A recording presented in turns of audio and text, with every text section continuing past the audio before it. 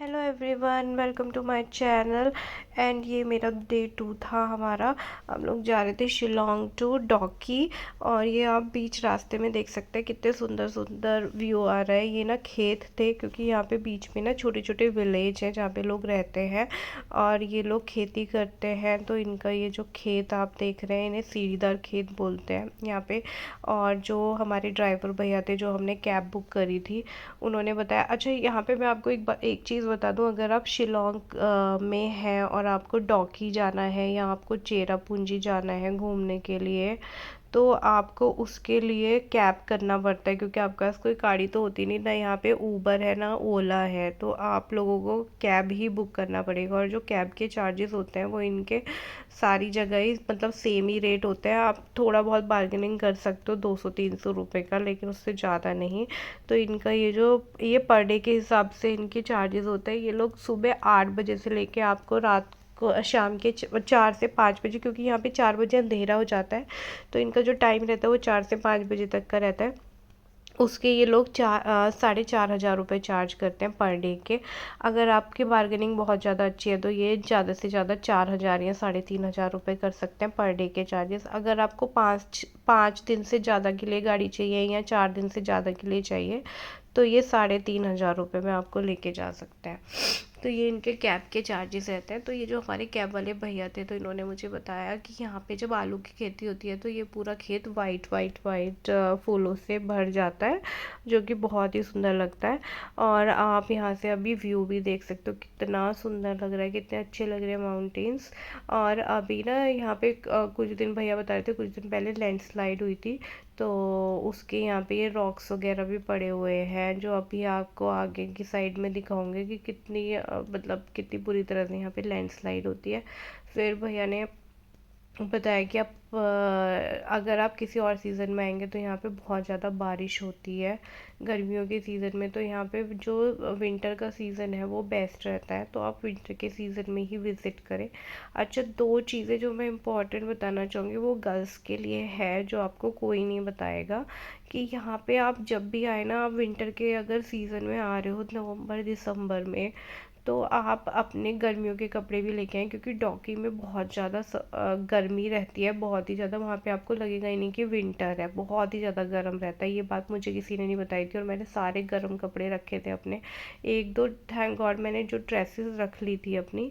वहाँ पे बहुत गर्मी रहती है, विंटर्स में बहुत ज़्यादा गर्मी होती है डॉकी में। तो आप डॉकी कभी भी आए तो अपने गर्म मतलब समर वाले कपड़े लेके आए। ये वाली बात कोई नहीं बताएगा वीडियो में, सिर्फ मैं ही बता रही हूँ, नंबर 1। और सेकंड बहुत इंपॉर्टेंट चीज़ जो मुझे बतानी थी कि चेरापूंजी के लिए आप हमेशा, अगर आप चेरापूंजी जा रहे हैं शिलोंग टू चेरापूंजी, तो आपको हमेशा अम्ब्रेला रखना पड़ेगा अपने साथ में, या आप रेनकोट लेके आए। बिना रेनकोट और बिना अम्ब्रेला के आप नहीं आ सकते, क्योंकि वहाँ पे बारिश बहुत ही ज़्यादा होती है, सर्दियों में भी हो जाती है। तो आपको अपना अम्ब्रेला और रेनकोट लेके चलना है, और गर्मियों के कपड़े भी आप रख के चलें। तो ये दो चीज़ें बहुत ही ज़्यादा इम्पॉर्टेंट हैं। और बाकी आप देख सकते हो लैंडस्लाइड कितना बुरा वाला हुआ हुआ है यहाँ पे। मुझे तो थोड़ा सा कोल्ड भी हो रखा है आज। फिर उसके बाद हम लोग चलते जा रहे थे और मैं बस वीडियो ही बनाती जा रही थी, और मैं तो मतलब इतनी खुश थी, मुझे इतना सुंदर लग रहा था, इतना सुंदर लग रहा था। फिर हम लोगों ने डिसाइड किया कि डॉकी जाने से पहले हम एक विलेज है जो एशिया का सबसे क्लीन विलेज माना जाता है, मावलियोंग। आपने सुना भी होगा कि पहले हम वहाँ जाएंगे, वो हमारी एक डेस्टिनेशन में कवर था। फिर उसके उसके बाद हम डॉकी रिवर कवर करेंगे। फिर डॉकी रिवर, लेकिन प्रशांत ने बोला कि डॉकी रिवर से पहले हम लोग डबल डेकर ब्रिज कवर कर लेते हैं, उसके बाद हम डॉकी रिवर कवर करेंगे। तो फिर पहले हम लोगों ने मतलब वो जो विलेज था, जो सब एशिया का क्लीनेस्ट विलेज है, हम लोग वहाँ जाने के लिए रेडी हो गए। ये हम बीच रास्ते में उतर गए थे इस व्यू को देखने के लिए। मैंने बीच रास्ते में उतर के यहाँ पे फ़ोटो क्लिक कराई और इस व्यू को कैप्चर किया। कितना सुंदर लग रहा है ना, सो ब्यूटीफुल, सीरियसली बहुत ही ब्यूटीफुल था ये। यहाँ हम चाय पीने के लिए भी रुके थे थोड़ी देर के लिए। यहाँ पे एक कैफ़े भी था जिसके साथ में ये व्यू पॉइंट था, जहाँ से ये मैंने व्यू कैप्चर किया था। उसके बाद फिर आप चलते चले गए आगे। और हमें आगे बढ़ते हुए यहाँ पे ना मैंने एक जगह रुक के ना मेरे को वो भी मिली थी फ्रूट शॉप। मैंने फ्रूट शॉप से फिर थोड़े से फ्रूट लिए और फ्रूट का उसका मैंने वीडियो नहीं बनाया। फिर उसके बाद हम आगे, यहाँ पे आपको मैगी के लिए हर जगह शॉप मिल जाएगी एज़ यूजुअल, मैगी बहुत मिलता है यहाँ पे।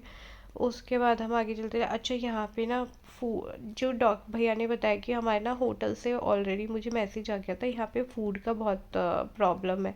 तो यहाँ पे 4 बजे अंधेरा हो जाता है, 4 से 5 बजे। तो आपको फूड का अपने होटल वालों को पहले ही बताना रहता है, खाने का नहीं तो फिर आपको खाना नहीं मिलेगा, क्योंकि सारा मार्केट वगैरह यहाँ पे 5 बजे बंद हो जाता है। तो आप लोगों को अगर खाने का करना है तो आप अपने होटल वालों को पहले ही बता दें, इन्फॉर्म कर दें कि आप डिनर वहीं करेंगे जहाँ आप पहुँचने वाले हैं। तो वो आपका डिनर मतलब रेडी करके रखेंगे, नहीं तो आपको खाने के लिए कुछ नहीं मिलेगा। तो हम फिर पहुँच गए विलेज। जैसे ही हम विलेज पहुँचे, ये मावलिंग विलेज था। वहाँ पे हमें एंट्री चार्जेस देना पड़े 100 रुपीज़। वो सिर्फ हमारा चार्जेस लगा था 100 रुपीज़, मतलब पर पर्सन चार्ज नहीं था, सिर्फ आपको एक कार का 100 रुपीज़ देना था। फिर हमने वो 100 रुपीज़ चार्जेस पे किए। फिर हम आगे बढ़े। यहाँ पे ये जो विलेज है, यहाँ पे भी ये लोग फ्रूट्स कट करके सेल करते हैं, और ये गोलगप्पे भी देते हैं। ये चाट बना के भी रखता है, लेकिन इनके जो गोलगप्पे थे वो वैसे वाले थे, फ्राई करके देने वाले। वैसे इन्होंने बनाए हुए नहीं थे, हैंडमेड नहीं थे। वो मार्केट वाले जो होते हैं वो ऐसे फ्राई करके देते हैं, और उन्होंने ना पानी अपना खुद से बना रखा था। फिर हम आगे गए। आप देख सकते हो कितना क्लीन विलेज है, यहाँ पे बहुत साफ़ सफाई है। यहाँ पे कोई भी आपको गंदगी नहीं मिलेगी किसी भी टाइप की। यहाँ पे कुछ कंस्ट्रक्शन भी चल रहा था इस साइड।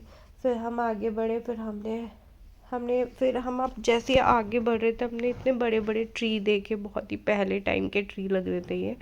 फिर उसके बाद यहाँ पे था एक स्काई व्यू पॉइंट, वहाँ से आप स्काई देख सकते हो। ये बहुत ही ऊपर था। इसके जो चार्जेस थे वो 30 रुपये पर हेड थे, और आप देख सकते हैं एक बार में सिर्फ 10 ही लोग जा सकते थे। बहुत वेटिंग था इसमें।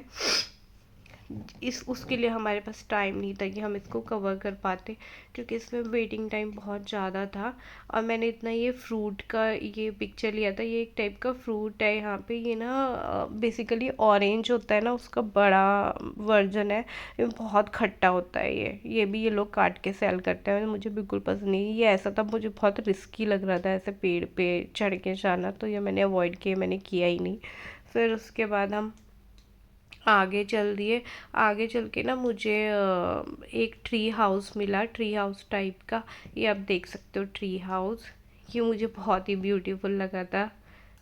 इसका भी जो टिकट था वो 20 रुपीज़ या 25 रुपीज़ ऐसे ही था। आप जा सकते हो उसमें और अपनी मतलब फ़ोटो वोटो क्लिक करा सकते हो। अच्छा, इन्होंने डस्टबिन के लिए ना साइड में ऐसे टोकरी लगा रखी थी।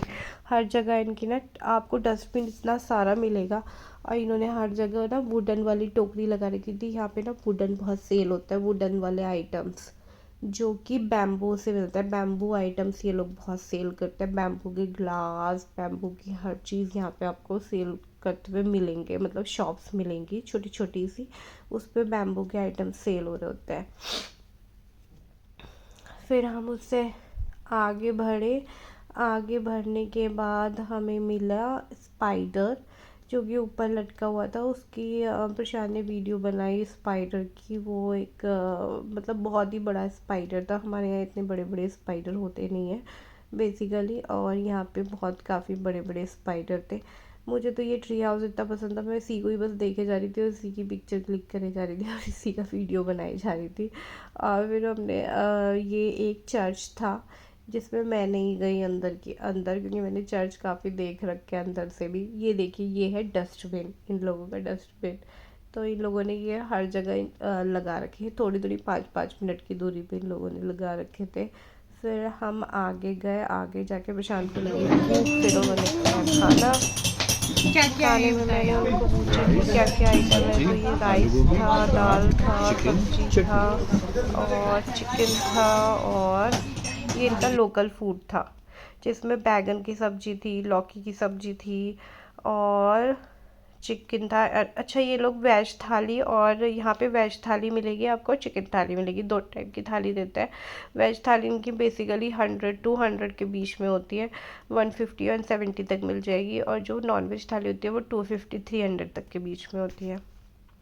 तो आप यहाँ पे जाएंगे तो वो थाली आप इंजॉय कर सकते हैं। ये था स्पाइडर, इतना बड़ा स्पाइडर यहाँ पे।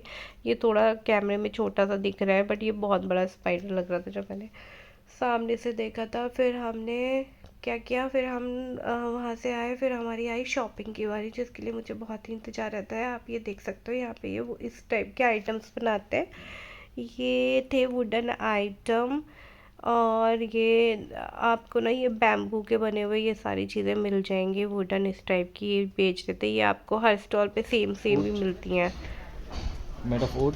ये मुझे इसमें ना सबसे ज़्यादा जो पसंद आ रहा था वो आ रहा था हट, जो मैंने लिया है। और एक मैंने एक स्टॉल भी लिया था जो मुझे 300 का पड़ा। यहाँ पे आप लिटिल बार्गेनिंग भी कर सकते हो, जो मैं काफ़ी बार्गेनिंग कर सकते हो, काफ़ी रेट ज़्यादा हाई प्राइस बता रहे थे। ये जो मैग्नेट्स आप देख रहे हो ये 100 रुपीज़ की एक मैग्नेट बताई थी, 80 रुपीज़ में देती थी, 150 लास्ट। और ये जो बैग हाँ, couple magnet. Can you make it 100? No, ये 300 में देने के लिए तैयार हो गए थे। और मैं आपको बता दूँ, ये जो आप मैग्नेट्स और देख रहे हो तो मैंने आपको बता ही दिया इसका and what about tree house? Tree house कितने का है? 350 का था। 350 फॉर ट्री ये जो आप हाउस। वुडन हाउस देख रहे हो ये 350 का एंड था। This one? और ये जो ऊपर हैंगिंग हो रहा है ये 250 का बोला था, वो 200 में देने के लिए रेडी हो गई थी। और इन्होंने क्या, और हमने क्या देखा था, ये 60 रुपीस कॉम 60 रुपीज़ का था। और ये इयरिंग्स? और ये जो इयरिंग्स ये है ये 50 रुपीज़ के दे रहे थे, 50। जो कि 30 में ये देने के लिए रेडी हो गई थी। 30 रुपीज़ का आपको ये इयरिंग्स मिल जाते हैं, जो मैंने एक पेयर लिया था इयरिंग्स का। फिर उसके बाद हम आगे बढ़े। आगे बढ़ने के बाद हमने और शॉप्स ट्राई की, और शॉप्स में भी सेम ही सामान मिल रहा था। मेरे को ज़्यादा इंटरेस्ट नहीं आया। फिर उसके बाद बस मैंने एक स्टॉल लिया और मैंने 3 से 4 मैग्नेट ली थी। और ये वाला स्टॉल जो बीच में आप देख रहे हो एनिमल प्रिंट में, मुझे बहुत पसंद आया था, तो मैंने ये वाला स्टॉल लिया। ये जो मुझे 350 नहीं 450 का दिया था, ये मुझे 450 का पड़ा था, क्योंकि स्टॉल में इनके अलग अलग थोड़े प्राइजेस थे। फिर हम पार्किंग स्लॉट में गए और उसके बाद हम निकल लिए दूसरी डेस्टिनेशन पे।